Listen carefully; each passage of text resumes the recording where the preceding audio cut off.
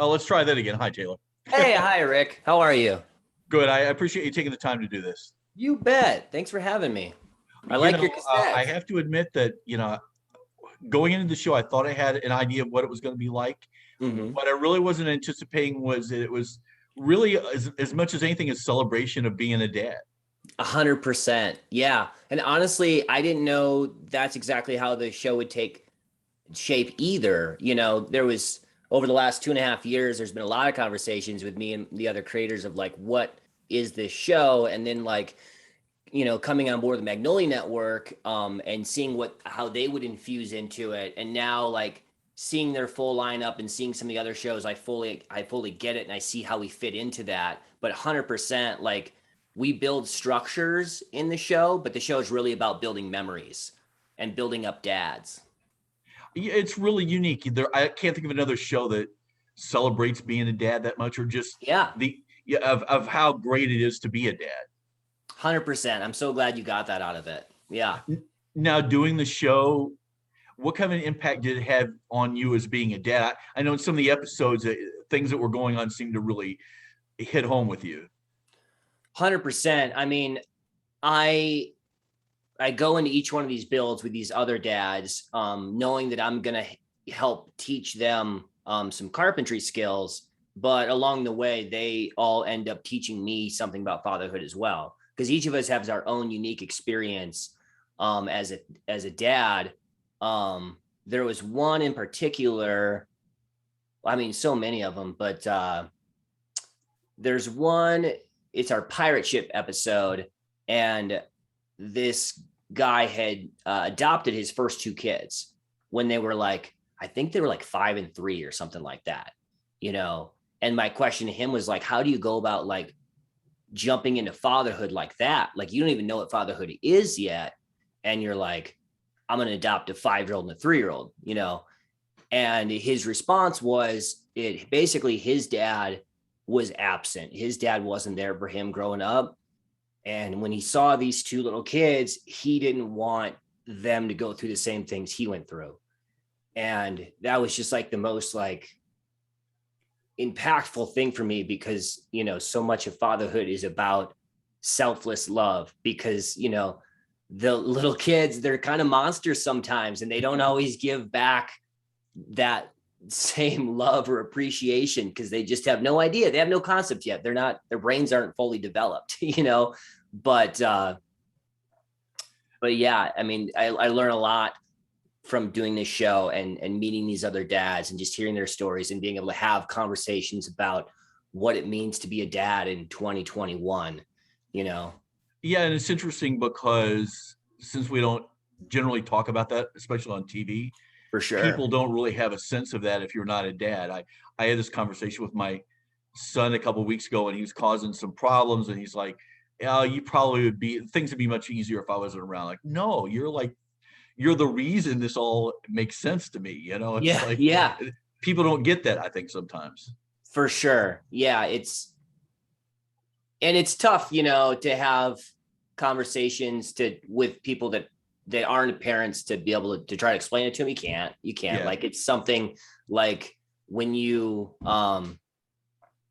become a parent for the first time, like uh there's just this whole other part of yourself that opens up that you didn't know was there, and that Yeah. you're like able to do things that you never thought you were capable of. Like, the funniest thing to me is when somebody without kids talks about how busy they are. I'm like, oh yeah, that must be tough taking care of you and you. Yeah. you know like, yeah.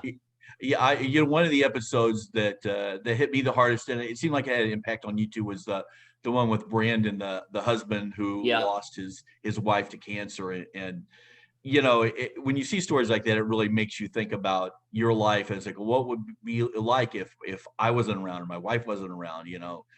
Yeah, no, it's very like humbling. I mean, I think the biggest thing for me with that episode is just realizing how many of like our daily stresses don't matter. How many of the fights we have with our spouses that don't matter, like the big thing in that episode for me is when I asked him, like, what did cancer do to your marriage? What was that last year like for your marriage?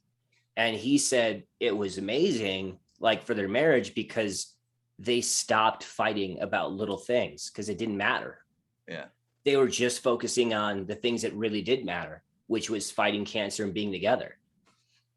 Well, one of the purposes of the show is to take the love that these dads have and sort of build it in some sort of a form for the kids, Yeah. so a gift to them.